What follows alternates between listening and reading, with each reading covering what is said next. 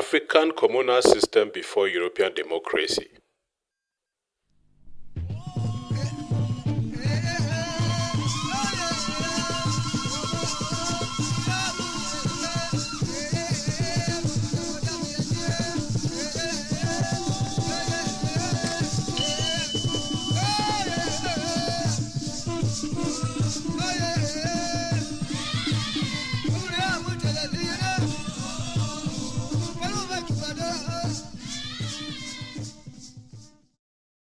Before European democracy arrived in Africa, the continent already had its own deeply organized system of governance.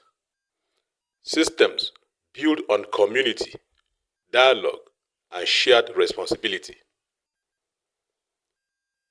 Africa was not a land without order, but a land of different political wisdom.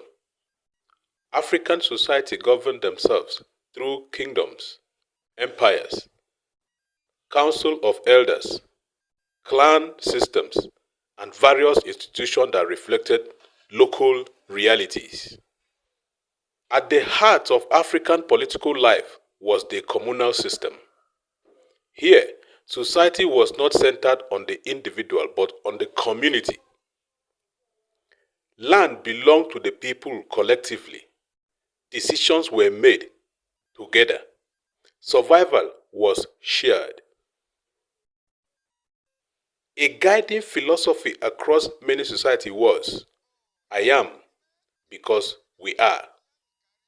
In Bete, we say, Blaya, Bla. Many other clans call it Ubuntu. This idea shaped how people lived, worked, and governed themselves. In many African societies, elders form the backbone of governance. They were not elected in modern terms, but respected for wisdom, experience, and integrity.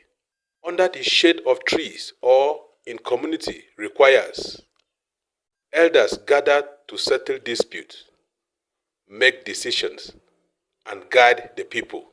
Their responsibility included resolving conflict, allocating land, guiding moral conduct, maintaining peace. Decisions were rarely rushed. Instead, they were discussed until consensus was reached.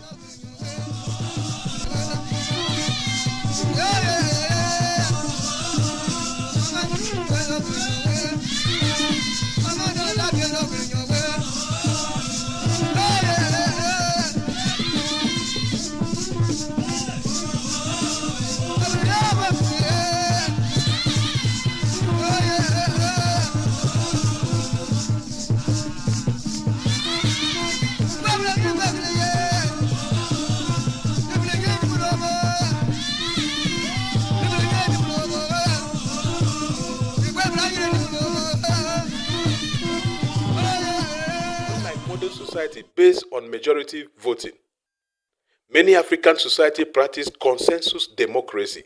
Everyone had a voice. People spoke until a resolution acceptable to all was found. The goal was not to win an argument, but to maintain harmony. This made governance inclusive and deeply participatory.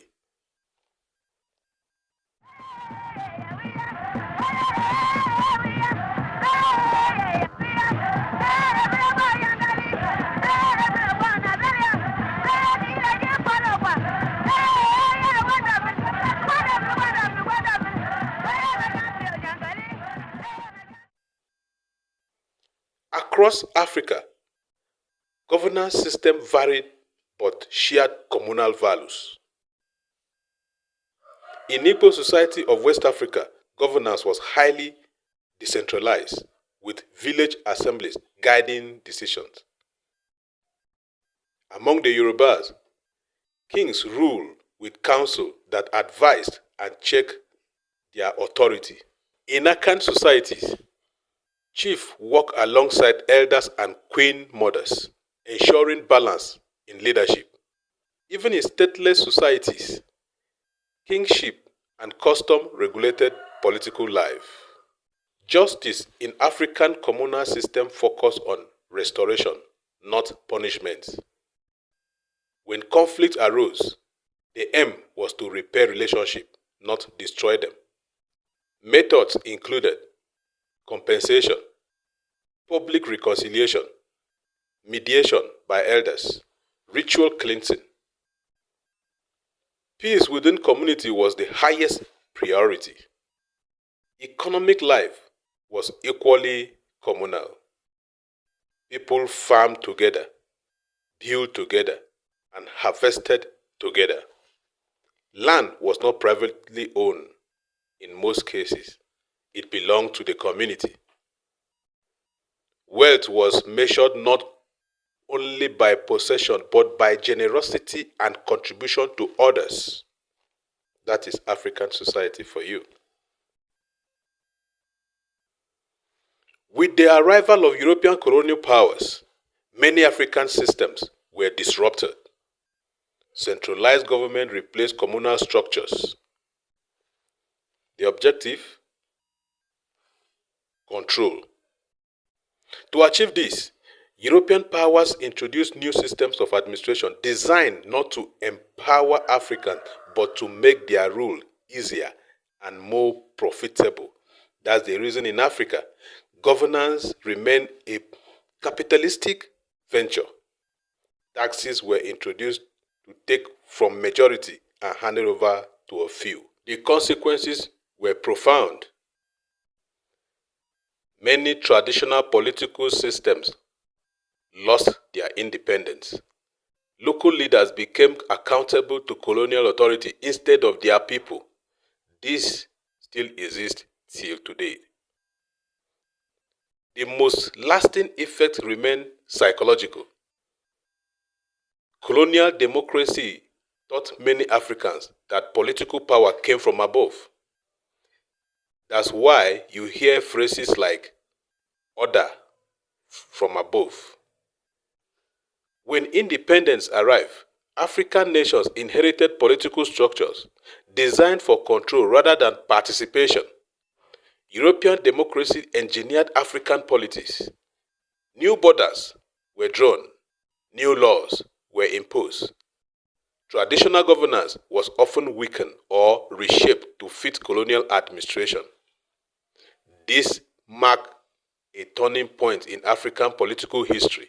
To understand modern African politics, we must seek understanding of how European invasion transformed the relationship between leaders, institutions, and the people they were meant to serve. Despite colonial influence, the legacy of communal governance still lives on across Africa today. Community dialogue, traditional leadership, and local council continue to play important roles. The spirit of unity and consensus has not disappeared, it has evolved.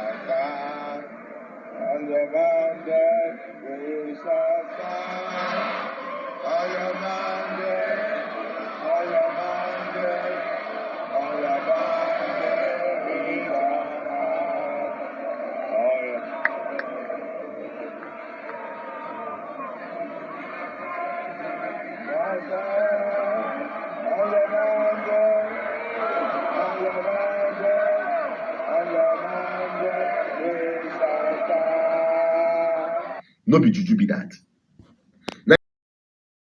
Africa's political history did not begin with colonial rule or modern democracy. It is rooted in centuries of community, wisdom, and shared governance. Understanding this past is key to understanding Africa today. Understanding this past is key to understanding Africa today. Thank you for watching. Don't forget to like, subscribe, and share for more historical documentaries.